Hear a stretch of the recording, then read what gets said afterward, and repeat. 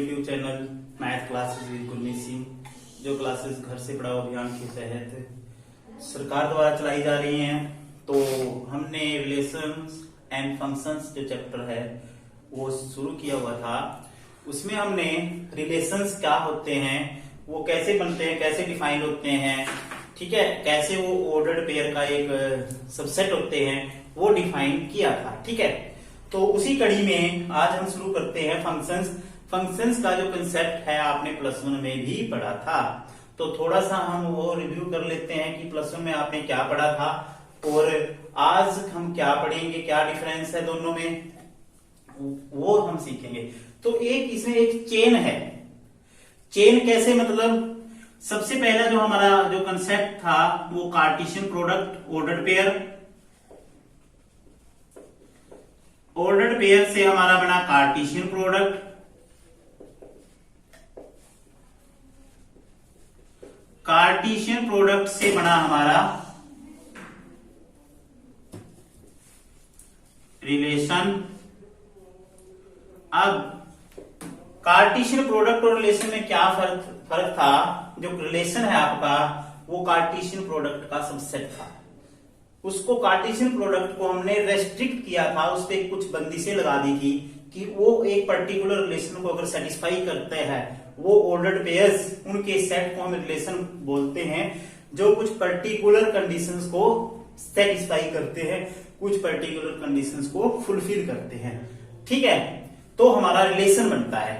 ठीक है, अब रिलेशन के बाद आता है फंक्शन। ये ध्यान रखना है, अगर हम रिलेशन जो है हमारा रिलेशन भी, क्योंकि एक सेट ऑफ ऑर्डर्ड पेयर होता है, अगर हम उस पे कुछ कंडीशंस लगा देते हैं, उसको आगे रिस्ट्रिक्ट कर देते हैं, उसकी कंडीशन मैं बताऊंगा कि कब एक रिलेशन एक फंक्शन बन जाता है और कब कार्टेशियन प्रोडक्ट रिलेशन बनता है, वो मैंने आपको बता दिया था। अब मैं आपको ये बताऊंगा कि कब एक रिलेशन जो है वो एक फंक्शन बन जाता है, वो क्या होता है। यानी कि रिलेशन से ही फंक्शन जो है वो पैदा हुआ है, उस पर कुछ कंडीशन लगी थी, तो रिलेशन जो है वो फंक्शन बन जाता है। ठीक है, हर एक फंक्शन आपका रिलेशन होता है, हर एक फंक्शन रिलेशन होता है, लेकिन हर एक रिलेशन फंक्शन नहीं होता। ठीक है, तो फंक्शन क्या है? देखो, जैसे कि हम कहते हैं अपना नॉर्मल लाइफ में पहले रिश्ता होता है, रिलेशन होता है, उसके बाद शादी का फंक्शन होता है। फंक्शन तो बाद में होता है ना, और हर एक रिश्ते जो है वो फंक्शन तक पहुंचते भी नहीं। ठीक है, तभी कहते हैं every relation is not a function. तो फंक्शन को सबसे पहले हम रिलेशन के रूप में डिफाइन करेंगे। रिलेशन क्या है, फंक्शन क्या है, फर्क क्या है इनमें। ठीक है, तो एक एफ जो है हमारा ए क्रॉस बी पे एक डिफाइंड है, एक रिलेशन है, ए क्रॉस बी पे डिफाइंड है। ए और बी दो हमारे नॉन एम्प्टी सेट हैं। ठीक है, such that for all A belongs to A, मतलब ए का हर एक element A B belongs to F. ठीक है, where B belongs to B. ये अभी डेफिनेशन बाद में बताऊंगा, पहले इसको आप समझ लो। अगर ए बी एफ में है, देखो हमने क्या किया था, जब रिलेशन किया था तब भी हम लिखते थे a B belongs to R, यानी कि ये कंडीशन तो आपकी क्या है, रिलेशन वाली है। अब जब दूसरी कंडीशन है वो ये है, if A B belongs to F and A C belongs to F, then B equal to C. ये भी आपने देखना है। ठीक है, अगर ए बी एफ में है और ए सी एफ में है तो बी जो है वो क्या होगा, वो सी के इक्वल होगा। यानी कि ये जो है एलिमेंट हमारा, ये यूनिक एलिमेंट होना चाहिए। अगर हमने दो अलग अलग एलिमेंट ले लिया ए के साथ एसोसिएटेड, मतलब जो ए के साथ बी की पेयरिंग होएगी, ठीक है, जिस एलिमेंट की, वो यूनिक एलिमेंट होना चाहिए। अगर बाई चांस वो दो एलिमेंट हमने पेयर कर भी दिए तो वो जो लास्ट के एलिमेंट हैं जो बी से बिलोंग कर रही है उनकी वैल्यू क्या आएगी, इक्वल आएगी। तो उस रिलेशन को हम फंक्शन बोलेंगे, उस मैपिंग को, उस रिलेशन को हम फंक्शन बोलेंगे। ठीक है, कंसेप्ट समझना है ध्यान से। अब हम इसको जो है फंक्शन की डेफिनेशन की फॉर्म में लिखेंगे। फंक्शन क्या है, ये तो हमने function as a relation, function को रिलेशन की फॉर्म में कैसे उसको रिप्रेजेंट करते हैं।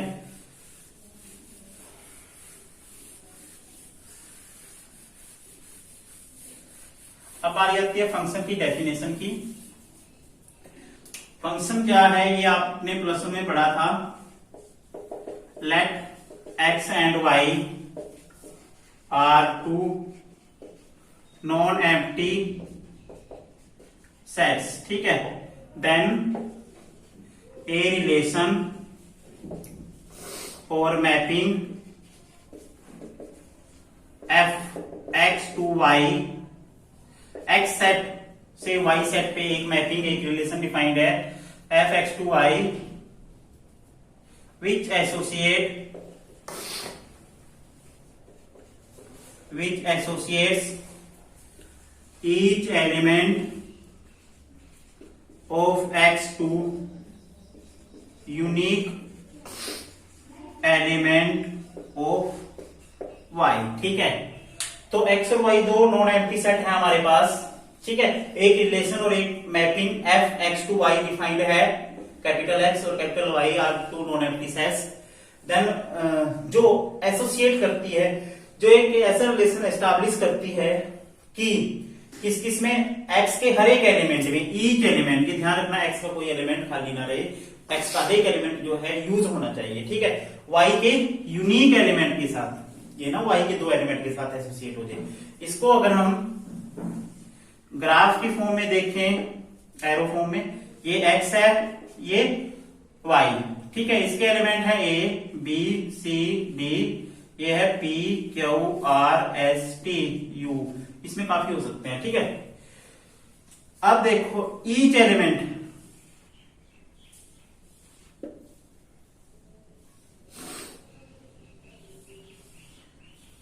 ऐसे भी लिख सकते हो, ठीक है। अब देखो इसका हर एक एलिमेंट, एक्स सेट का हर एक एलिमेंट ए बी सी डी कोई खाली नहीं बचा, इसका हर एक एलिमेंट वाई के यूनिक एलिमेंट के साथ ही एसोसिएट है। देखो ए भी सिर्फ एक ही एलिमेंट के साथ मिला हुआ है, ठीक है।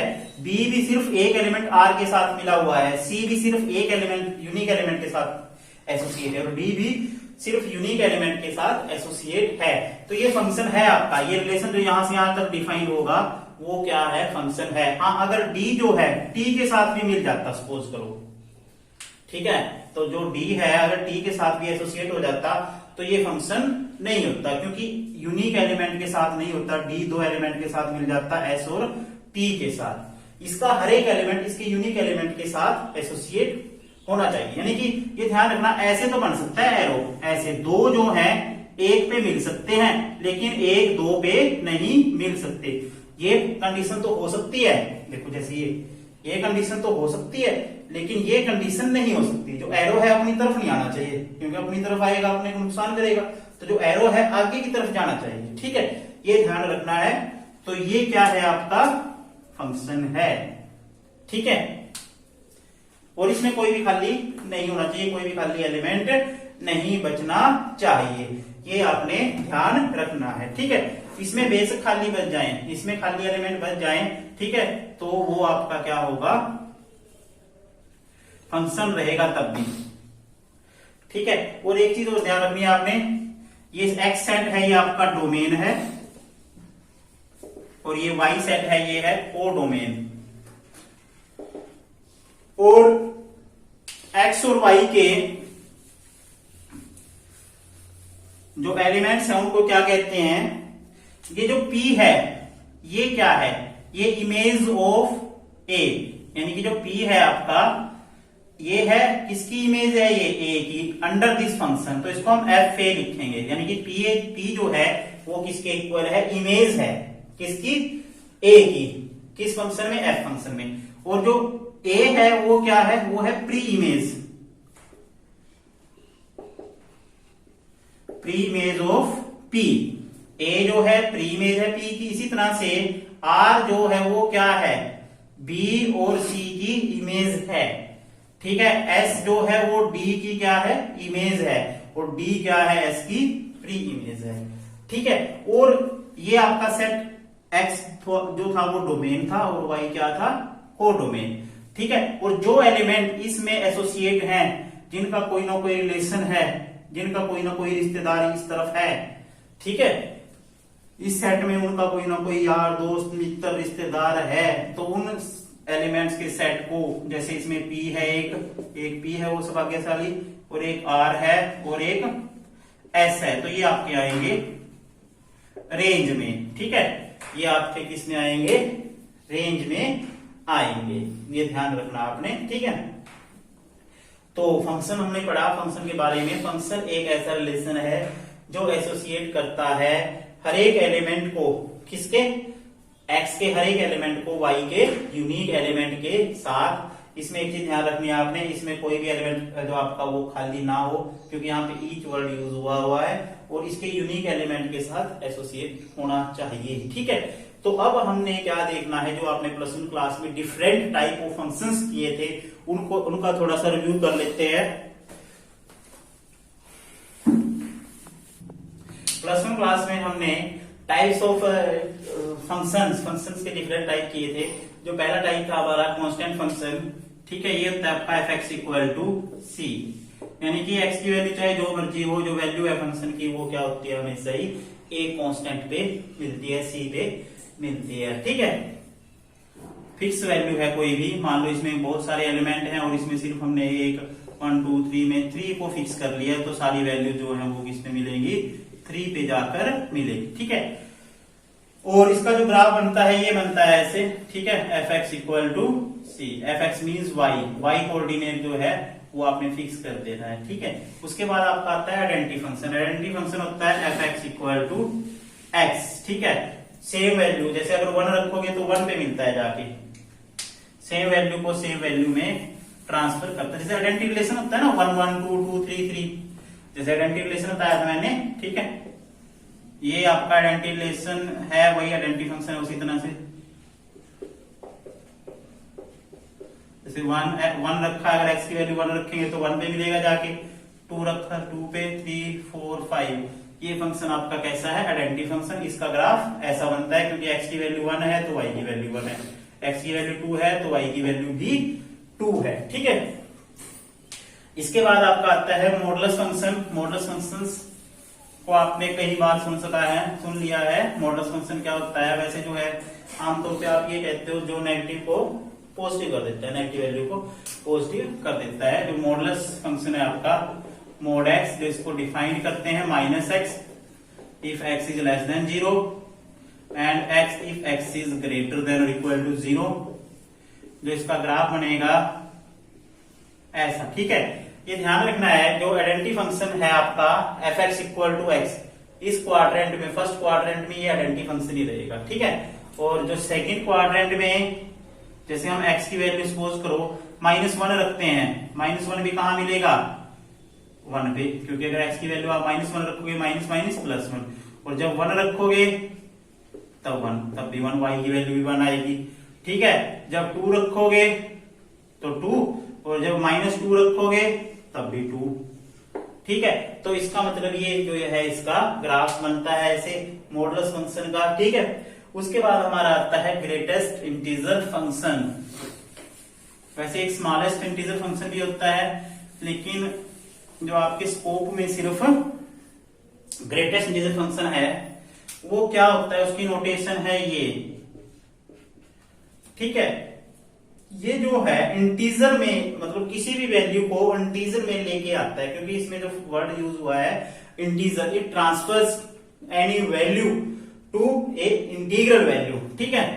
अब जैसे 2.3 है, उसका भी 2, 2.9 का जो है 2। जैसे सपोज करो ये हमारी लाइन है 0 1 2 3 -1 -2 -3। अब देखो 2.3 कहां पे है? यहां पे है सपोज करो। तो ये एक ऐसा फंक्शन है, ये पीछे की तरफ चलता है, बैक चलता है, ठीक है, पीछे की तरफ जाता है हमेशा ही। रिवर्स गियर लगा हुआ है इसमें, ध्यान रखना, इस फंक्शन में रिवर्स गियर लगा हुआ है। ये गाड़ी जो है पीछे की ओर जाती है, पीछे की तरफ चलती है, ठीक है। तो जैसे 2.3 का क्या आएगा? 2, और 2.9 ये पीछे की तरफ जाएगा, चाहे 2.9 क्यों ना हो, 2.999, 3 तो नहीं है, ठीक है, जब तक ये वैल्यू 3 नहीं है, उससे के इस तरफ है, लेफ्ट में है 3 के, तो ये पीछे की तरफ जाएगा और इसको जो भी पहला इंटीजर मिलेगा ये उसका हो जाएगा, यानी कि वो उस वैल्यू को अटेन करेगा। ठीक है, तो 2.9 का भी 2, 2.3 का भी 2। ठीक है, अब इसी तरह से अगर मैं लेता हूं -1.3, अब -1.3 यहां पे है, -1 के इस तरफ ही होगा क्योंकि चलना इसने इस तरफ ही है, बैक चलना है, तो -1.3 से जब इस तरफ जाएगा इसको पहले कौन मिलेगा, ठीक है, जो पहले मिलेगा वही इसका मित्र बन जाएगा। ठीक है, तो कौन मिला इसको, इसके बैक साइड जब चला तो -2 मिला है। ठीक है, तो ये था आपका ग्रेटेस्ट इंटीजर फंक्शन। अब आते हैं हम आपके +2 क्लास के कंसेप्ट पे। +2 में जो आपका जो फंक्शन है उसमें 2 टाइप है मेनली, एक है 1-1 फंक्शन, एक है ऑन-टू फंक्शन। और जो 1-1 फंक्शन नहीं होता वो होता है मैनी-वन फंक्शन, और जो ऑन-टू फंक्शन नहीं होता वो होता है इन-टू फंक्शन। ठीक है, तो सबसे पहले जो हमारा कंसेप्ट है 1-1 फंक्शन,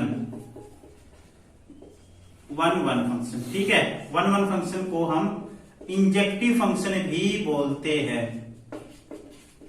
क्या बोलते हैं, इंजेक्टिव फंक्शन। अब 1-1 का मतलब एक इस तरफ भी एक और दूसरी तरफ भी एक। ठीक है, यानी कि एक एलिमेंट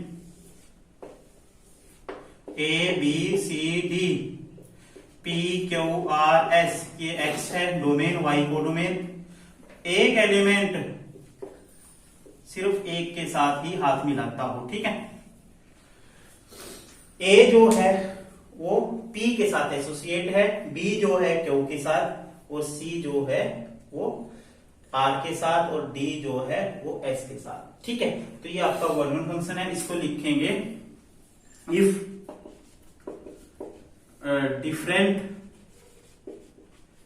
डिफरेंट एलिमेंट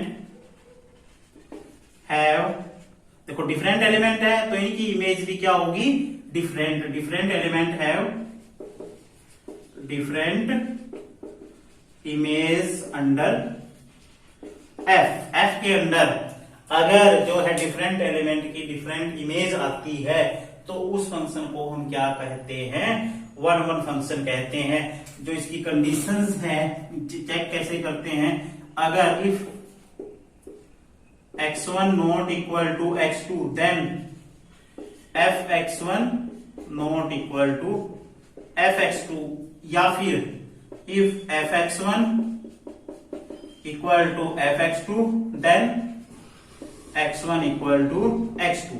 अब जैसे हमने किसी फंक्शन को 1-1 प्रूव करना है, या तो आप ये कंडीशन ले लो, x1 डिफरेंट एलिमेंट ले लो, डिफरेंट इमेज दिखा दो, उनकी इमेज कभी भी इक्वल नहीं होगी, या फिर सेम इमेज ले लो आप, ठीक है, और उनकी जो प्री इमेज है वो भी सेम दिखा दो। अब मान लो क्वेश्चन है रियल नंबर से, एक एग्जांपल लेके मैं आपको दिखा देता हूं। रियल नंबर से रियल नंबर पे कोई फंक्शन डिफाइंड है, यानी कि डोमेन भी रियल नंबर है, कोडोमेन भी, और फंक्शन हमारा डिफाइंड है, ये है, सपोज करो fx इक्वल टू 2x+3। तो इसको हमने 1-1 चेक करना है, तो क्या करेंगे, fx1 इक्वल टू fx2 लेके चलते हैं, यानी कि 2x1+3, जहां x है वहां क्या रखेंगे x1, और इसमें जहां x है वहां क्या रखेंगे x2। अब 3 दोनों तरफ से कट जाएगा, या माइनस कर देंगे 3 दोनों तरफ से, तो 2x1 इक्वल टू 2x2, 2 भी कर देगा तो x1 इक्वल टू x2। यानी कि हम लेके क्या चले थे, fx1 इक्वल टू fx2 लेके चले थे, और दिखा दिया हमने क्या, x1 इक्वल टू x2। तो जब भी हम क्वेश्चन करेंगे 1-1 के, तो आपने क्या करना है, fx1 इक्वल टू fx2 लेके चलना है, और आपने क्या दिखा देना है, x1 इक्वल टू x2 दिखा देना है। इसमें एक चीज ध्यान, इस कंडीशन का भी हम प्रयोग करेंगे कहीं जगह पे, वहां पे करेंगे जहां पे जब डिफरेंट एलिमेंट हो, डिफरेंट जो है वैल्यूज पे फंक्शन अलग अलग डिफाइंड हो, डिफरेंट वैल्यू पे उसकी वैल्यू डिफरेंट हो। ठीक है, तब हम ये मतलब बहुत कम क्वेश्चन में ये कंसेप्ट यूज करेंगे, लेकिन ज्यादातर क्वेश्चनों में हम ये कंसेप्ट ही यूज करेंगे। ठीक है, तो ये फंक्शन कैसा हो जाएगा हमारा, f इज 1-1। ठीक है, 1-1 मीन्स इंजेक्टिव। ठीक है, अब हम करेंगे ऑन टू फंक्शन। अब बारी है ऑन टू फंक्शन की। ठीक है, ऑन टू फंक्शन क्या होता है, अगर हमारे फंक्शन की रेंज और कोडोमेन दोनों बराबर हो तो उस केस में हम क्या कहेंगे कि वो फंक्शन ऑन टू है। इसको हम एरो डायग्राम से ही समझेंगे। मान लो एक्स सेट ये है, वाई सेट ये है, इसके एलिमेंट है ए बी सी डी, इसके है पी क्यू आर एस। ठीक है, अब देखो हमारे पास ये है,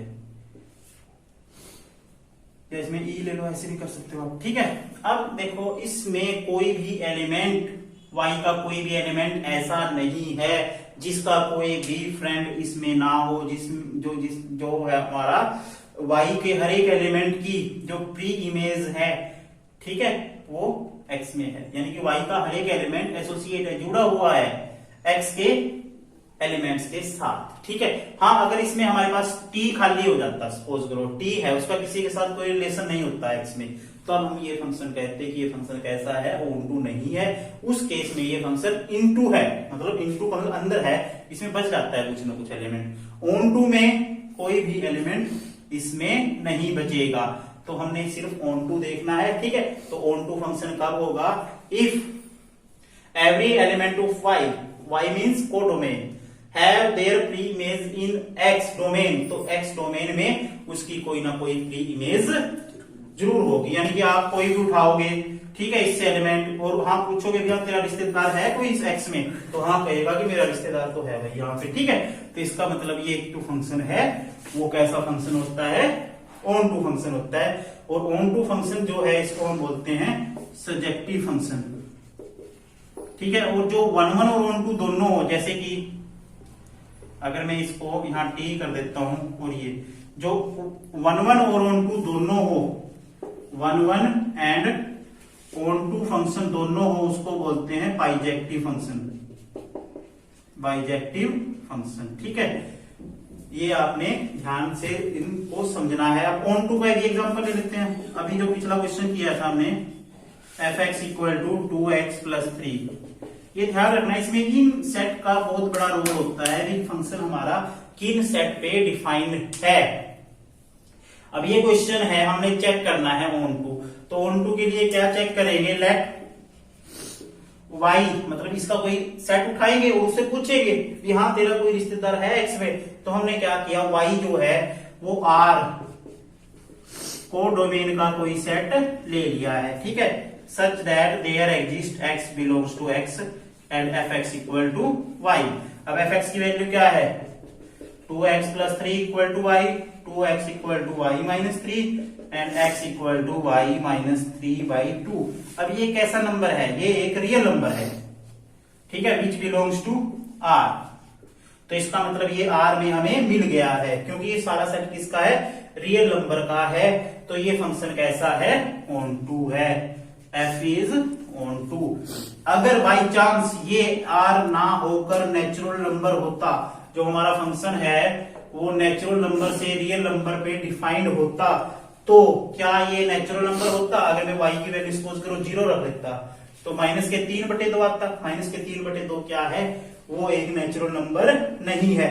तो यहाँ पे इसमें कोई उसका रिश्तेदार हमें नहीं मिलता, उसकी कोई प्री इमेज हमें नेचुरल नंबर में नहीं मिलती। तो उस केस में ये फंक्शन आपका नॉट ऑन टू हो जाता। कब, जब नेचुरल नंबर होता है। फंक्शन जो है किन सेट पे डिफाइंड है, उनका बहुत बड़ा रोल है, उन चीजों को भी आपने ध्यान से देखना है। आज की वीडियो में सिर्फ कंसेप्ट किया हमने, अगली वीडियो में हम इसके क्वेश्चन करेंगे, क्योंकि जब तक आपको कंसेप्ट थ्योरेटिकल नॉलेज नहीं होगी, कंसेप्ट के बारे में क्लैरिटी नहीं होगी, तो आप क्वेश्चन नहीं कर सकते, क्योंकि ये चैप्टर जो है थोड़ा सा थ्योरेटिकल है। ठीक है, आज की वीडियो में बस इतना ही, धन्यवाद।